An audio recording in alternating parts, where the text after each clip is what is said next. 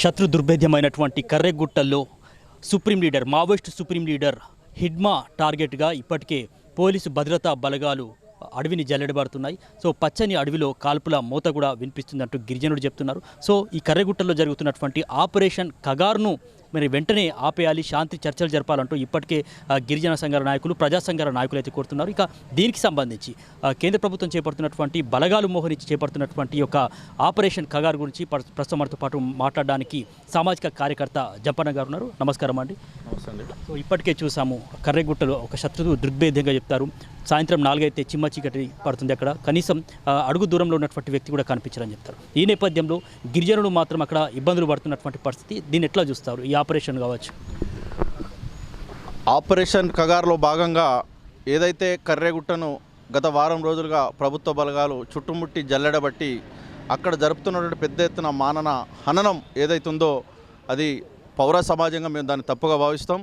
ఎందుకంటే అంతర్భాగంగా ఉన్నటువంటి మన ప్రజలపైన మనమే యుద్ధం ప్రకటించి యుద్ధం చేయడం అనేది ఏదైతుందో అది తప్పు.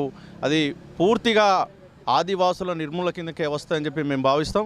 కాబట్టి ఖచ్చితంగా దీన్ని కేంద్ర రాష్ట్ర ప్రభుత్వాలు తక్షణమే నక్సలెట్లతోని శాంతి చర్చలు జరిపి ఏదైతే ఆపరేషన్ కగార్ ఏదైతే ఉందో దాన్ని తక్షణమే నిలిపివేయాలి.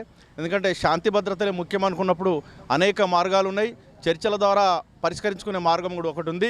ఈ దేశాల మధ్య యుద్ధాలు వచ్చినప్పుడు కూడా శాంతి చర్చల పరిష్కార మార్గం చూపిస్తాయి. కాబట్టి మన దేశంలో అంతర్భాగమైనటువంటి నక్సలెట్లతో శాంతి చర్చలు జరపడం ఏమాత్రం తప్పు కాదని చెప్పి మేము ఒక పౌర సమాజంగా మేము డిమాండ్ చేస్తున్నాం. ఎందుకంటే ఆపరేషన్ కగార్ అనేది ఈరోజు తుపాకుల గర్జనల మధ్యలో ఆదివాసుల జీవితాలు నలిగిపోతున్నాయి. పూర్తిగా 170 యాక్ట్ ఉన్నటువంటి ఆదివాసీ ప్రాంతంలోకే వీళ్ళు అక్రమంగా ప్రభుత్వ బలగాలు చొరబడి ఆదివాసులనే మరణహామం సృష్టించడం అనేది చాలా శోచనీయం. ఎందుకంటే నక్సలెట్లతోని శాంతి చర్చలు జరిపి సమస్యలు ఏవైతే ఉన్నాయో శాంతియుతంగా పరిష్కరించే కొరకు మధ్యవర్తులు ఉన్నారు. ఇప్పటికే నక్సలెట్లు కూడా మేము శాంతి చర్చలకు సిద్ధమని చెప్పి ప్రకటించిన ధర్మిలా ప్రభుత్వం కూడా ఒక అడుగు ముందుకేసి ఈ మరణ హోమాన్ని ఆపవలసిన బాధ్యత కేంద్ర ప్రభుత్వం పైన ఉంది. కాబట్టి దయచేసి ఇప్పటికైనా మేము నక్సలెట్లను కూడా కోరుతా ఉన్నాం. శాంతి చర్చలకు మీరు పిలుపునిచ్చిండ్రు. మీరు అనేక సందర్భాలలో మీ జరుగుతున్నటువంటి యుద్ధంలో ఆదివాసులే పెద్ద మొత్తంలో ప్రాణాలు కోల్పోతున్నారు. కాబట్టి మీరు కూడా ఇంకొక అడుగు ముందుకేసి ప్రభుత్వంతో బేషరత్తుగా చర్చలు జరుపుతాం.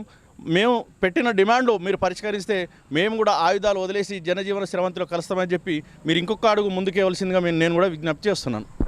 అబూజ్మడ్ అడవుల తర్వాత కర్రెగుట్టలు ఒక స్థావరంగా షెల్టర్ జోన్గా మావోయిస్టులకు మారిన నేపథ్యంలో ఇప్పటికే అంటే వాళ్ళ ఆచూకీ జాడ మాత్రం తెలియరానటువంటి పరిస్థితుల్లో 2 గుట్టలను మాత్రం మేము స్వాధీనం చేసుకున్నామని చెప్పేసి అక్కడ కేంద్ర బలగాలు జాతీయ జెండాను ఎగిరవేయడం జరిగింది, అక్కడ పాతి పెట్టడం జరిగింది. దీన్ని ఎట్లా చూస్తారు? ఇప్పుడు ప్రజల మద్దతు ఎంతో కొంత ఉన్నది కాబట్టే ఇన్ని రోజులు అక్కడ మావోయిస్టు ఉద్యమం మనగలిగింది. ఎందుకంటే ప్రజల సపోర్ట్ లేని ఏ ఉద్యమాలు కూడా మనుగడలో ఉండే అనేది మనకు సత్యం. ఎందుకంటే ప్రజల సపోర్టు ఖచ్చితంగా మావోయిస్టులకు ఉంది. ఎందుకంటే ఆదివాసుల జీవన విధానంలో వాళ్ళు భాగమై ఇన్ని రోజులు ఒక సమంతర ప్రభుత్వాన్ని నడిపినటువంటి మావోయిస్టు పార్టీ ఉన్న పలంగా కేంద్ర ప్రభుత్వ బలగాలు పోయి వెంటనే నిర్మూలిస్తామంటే అది సాధ్యమయ్యే పని కాదు. ఎందుకంటే ప్రజా సమస్యలతో ముడిపడి ఉన్నది. కాబట్టి మావోయిజాన్ని శాంతి భద్రతల సమస్య కాకుండా ఇది ఒక సామాజిక కోణంగా చూసి ప్రభుత్వాలు ముందుకొచ్చి వారితో ఖచ్చితంగా, ఎందుకంటే ప్రజలను కాపాడవలసిన బాధ్యత, ప్రజలకు రక్షణ ఇవ్వవలసిన బాధ్యత కేంద్ర ప్రభుత్వం పైన ఉంది. కాబట్టి ఖచ్చితంగా మావోయిస్టులతోని శాంతి చర్చలు సరైన మార్గం. శాంతి చర్చలు జరిపి ఈ మరణ హోమాన్ని ఆపాలని చెప్పి మేము కోరుతున్నాం. జాతీయ జెండాను ఎగరవేయడం అనేది మన దేశంలో మన జెండాను ఎక్కడైనా ఎగరేయవచ్చు, ఏ ప్రాంతంలోనే ఎగరేయవచ్చు. ఆ స్వేచ్ఛ భారత బలగాలకు ఉన్నది, మేము కాదనట్లు లేదు. కానీ అక్కడ మీరు ప్రకటించినట్టుగా పెద్ద ఎత్తున మావోయిస్టులు ఉన్నారు. 3000 బలగాలు, 4000 బలగాలు మావోయిస్టు బలగాలు ఉన్నాయి. మేము కూడా 10,000 15,000 బలగాలతో మేము చుట్టుముట్టినాం. ఇవాళనో రేపో పెద్ద ఎత్తున యుద్ధం జరగబోతుంది. మావోయిజాన్ని అంతం చేస్తున్నామని చెప్పి మీరు చెప్పిన మాటలు ఏవైతున్నాయో ఇప్పటివరకు అదంతా కూడా వట్టిదాన్ని తేలిపోయింది. ఎక్కడ కూడా మావోయిస్టులు 3,000 4,000 బలగాలుండి వాళ్ళ మీద దాడులు చేస్తే ప్రతి దాడులు చేసిరు తప్పితే వాళ్ళు ఎక్కడ కూడా ప్రభుత్వం మీదకి పోయి ఈ రోజులలో దాడులు చేసి మేమేదో రాజ్యాన్ని స్వాధీనం చేసుకుంటామనే పరిస్థితుల్లో మావోయిస్టు పార్టీ ఏం లేదు. ఎందుకంటే వాళ్ళు అక్కడ ఉన్నటువంటి జల్ జమీన్ జంగిల్ అనే ఒక నినాదంతో అక్కడ ఉన్నటువంటి ఆదివాసీ ప్రజల వాళ్ళ ఒక హక్కుల కోసం వాళ్ళు పోరాటం చేస్తున్నారు తప్పితే వాళ్ళు ఏదో ఇవాళ నిజంగా కూడా మేము మొత్తం కూడా కేంద్రాన్ని మేము స్వాధీనంలో తీసుకోవాలి, కేంద్రంలో మేము ఎర్ర జెండా ఎగరేస్తామని వాళ్ళు ఎక్కడ ముందుకు పోయే పరిస్థితి ఏం లేదు. ఇప్పుడు జాతీయ జెండా ఎగరేసారంటే కేంద్ర బలగాలు, కేంద్ర ప్రభుత్వం ఎక్కడైనా జాతీయ జెండా ఎగరేయవచ్చు. ఆ జాతీయ జెండా ఎగరేసినంత మూలంగా సంకేతంగా భావిస్తున్నట్టు వాళ్ళు ఎట్లా వాళ్ళు అనుకున్నట్టు అక్కడ ఉన్నటువంటి మావోయిస్టు స్థావరాలను మేము పూర్తిగా ధ్వంసం చేసినాం, మావోయిజాన్ని మొత్తం నిర్మూలన చేసినాం అని అనుకుంటే ఒక కర్రెగుట్టతోనే సాధ్యమయ్యేది కాదు. ఛత్తీస్గఢ్ అనేది విస్తారంగా ఉన్నటువంటి అడవులు ఉన్నటువంటి ప్రాంతం. ఒక కర్రెగుట్టే కాదు, ఇంకా అనేక గుట్టలు ఉన్నాయి. అక్కడ ఆదివాసులు ఎక్కడ కూడా స్థిర నివాసం ఏర్పరచుకొని వాళ్ళు పెద్ద పెద్ద బిల్డింగ్లు కట్టుకొని ఏసీలలో ఉండే పరిస్థితి ఏం లేదు. అలా ఆదివాసుల జీవనంలో వాళ్ళు మమేకమై ఉన్నారు కాబట్టి అది మావోయిజం అనేది అంత ఈజీగా అంతమయ్యేది కాదు. ఇది శాంతి చర్చల ద్వారానే మాత్రమే పరిష్కారం అవుతుంది. అంటే వాళ్ళు డైరెక్ట్గా ప్రకటన కూడా ఒక లేఖ కూడా విడుదల చేశారు. శాంతి చర్చలకు మేము సిద్ధమని చెప్తూ, అంటే ప్రతీకార చర్య దిశగా కాకుండా శాంతి చర్చలకు సిద్ధమని చెప్తున్నటువంటి వేళ కేంద్ర ప్రభుత్వం నుంచి స్పందన రాకపోవడం, మరోవైపు కేంద్ర మంత్రి ఎవరైతే బండి సంజయ్ కూడా తాజాగా అంటే తుపాకీ గొట్టాలు పట్టుకొని ఉన్నారు కాబట్టి శాంతి చర్చలకు అసలు సందర్భమే రాదు అని చెప్తున్నారు. దీన్ని ఎట్లా చూస్తారు? బండి సంజయ్ గారి వ్యాఖ్యలు ఈ సందర్భమే కాదు, ఏ సందర్భంలో మాట్లాడినా కూడా బండి సంజయ్ గారు తన స్థాయికి తగ్గట్టు ఎప్పుడు కూడా మాట్లాడరు. బండి సంజయ్ గారు మన రాష్ట్రంలో నుంచి ఆ ప్రకటన చేయడం అనేది దురదృష్టకరం.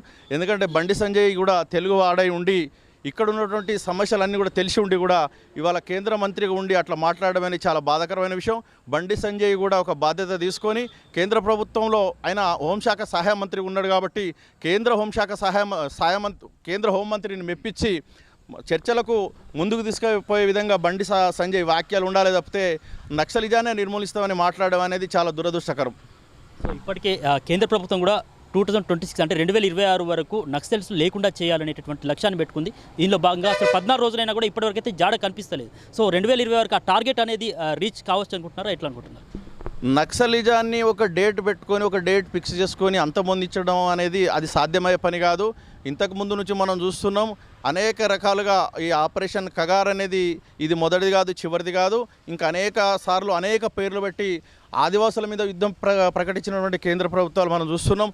ఎందుకంటే ఇంతకుముందు సల్వాజూడం ఉండే, దాన్ని సుప్రీంకోర్టు సీరియస్ అవడంతోనే సల్వాజూడం అనేది తీసేసి మళ్ళీ డిఆర్జీ అని పెట్టుకున్నారు, డిస్ట్రిక్ట్ రిజర్వ్ గార్డ్ అని పెట్టుకున్నారు.